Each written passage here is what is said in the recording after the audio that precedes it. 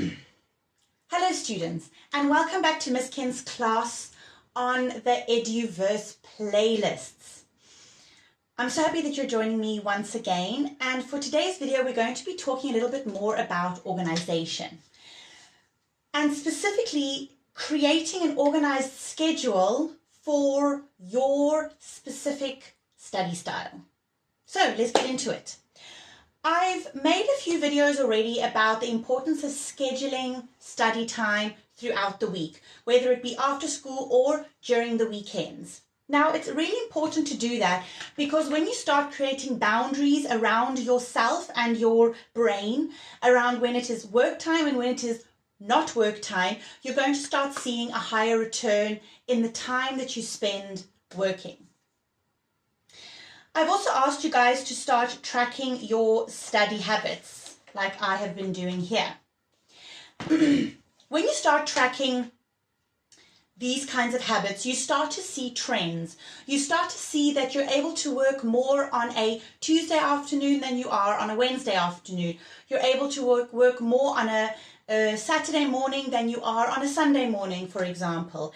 And in doing this, in having this knowledge, this understanding of yourself, you're going to be able to start building a better study schedule. So, armed with this knowledge of the days that I work best on, and also then creating a schedule, knowing, well, I have 3 hours on a Monday evening in which I can plan work. I have only 3 hours on a Saturday because I have crazy sports and dance schedules, but I have 8 hours on a Sunday that I can work. You're going to start having creating the sense of ownership in your studies, all right? And it's not just this idea of, well, I have no time. Then you're also going to start to understand how best you work. Now, some people work in sprints and some people work in marathons. What do I mean? I mean, you need to start understanding, do I work better in 30-second slots where I can be intensely focused and then I need to take a quick 5-minute break? Or do I work really well, you know, sitting for 2 hours, deeply focused on a task, and then I take a break for 15 or 20 or 30 minutes? Having this understanding about the way in which you work, how your concentration span works, you're going to be able to further modify your schedules. Now, let me talk quickly a little bit about breaks. Breaks are so important. I have seen it happen to countless students where they don't set a schedule of when they're going to take a break, and so they start melting into this pile of student that can't focus, that can't get up, that can't do anything, and they end up wasting 3 hours of their day doing nothing. So set your timer every 30 minutes, get up and for 5 minutes, go drink some water and do some jumping jacks, get some oxygen to your brain, go outside and breathe some air. Do not doom scroll on your phone. I'm not judging, I do it a lot as well. If you're a marathon study person, after 2 hours, you need to get up and take a longer break. Get up, go take a dog for a walk. Go chat to your parents. Give your friend a call. And while you're calling them, walk around, right? That's great. Breaks are so important. The next thing I want to talk about is how you're going to break up your subjects. Now that you know you either are a sprinter or a marathon runner, now you know that you've got 3 hours on a Monday, but you've only got an hour on Wednesday. How are you going to break up this time? Now you need to know, do you work better picking from different subjects throughout your study day? Or are you the type of person that once you start doing global politics, you've got to finish doing global politics? You can't go global politics, maths, English lit, biology, and jump around like that. This is going to further help you understand how to break up your schedule. And lastly, I want to talk about, as much as we've said, we're creating boundaries of when you're going to work and when you're going to stop working, you also need to start setting time limits of how long you're going to give yourself for a task. So it's all well and fine. You say, I work better with a marathon. I work better just focusing on global politics for Saturday morning. but then the only task you have is a 500-word reflection piece. Should that be taking you 6 hours? No. Really sit down and look at the task and consider how long should I be spending on this.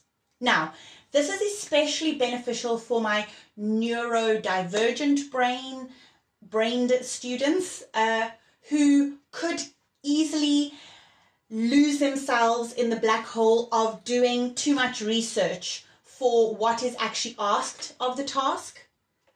All right, you get so focused on a topic where you read 7 articles when all you needed to read was 1, or you're easily distracted, or you just get overwhelmed with wanting to do something perfectly that you sit and spend 6 hours on a task that shouldn't take you longer than 45 minutes. If you need some help with this, you can contact me, you can speak to your teacher, you can say, hey, could you help me with structuring my homework schedule? And then really bind yourself to this task. So you're doing a marathon, you're doing 2 hours of studying, you're doing global politics, and what you need to do is you need to do, say, 2 tasks. One should take you 45 minutes, one should take you an hour. So within your 2-hour period that you're going to be working, set an alarm to say, right, an hour is finished. I should be finished. I slammed my fist and I saw my camera shake. I should be finished with this first task. Close it, move on to the next. If you haven't finished it, it's okay. Rather have something completed in a not so perfect manner than take so long completing one task that you don't get to complete the other tasks. Some teachers might hate me in saying this, but it's really a way to train your brain. Just like you need to train your muscles to start swimming, all right? You need certain muscles. You need to expand the capacity of your lungs.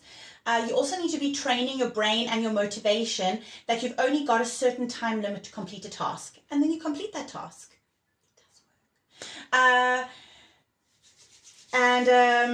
It does work. It also means that you're able to also speak to your teacher and say, look, I'm really struggling with time management. I know this should only take me an hour. I'm taking longer. Could you help me? All right. So I'm all about taking ownership of your studying. Okay. Being autonomous, understanding your study type, your skills, your strengths, all right, your motivations. And from there, you're going to be building up this ecosystem that I speak of. And you're going to be building up how best to motivate yourself and push yourself towards the end, because you have to get there. You have to graduate in grade 12. Your teacher can't, your parent can't.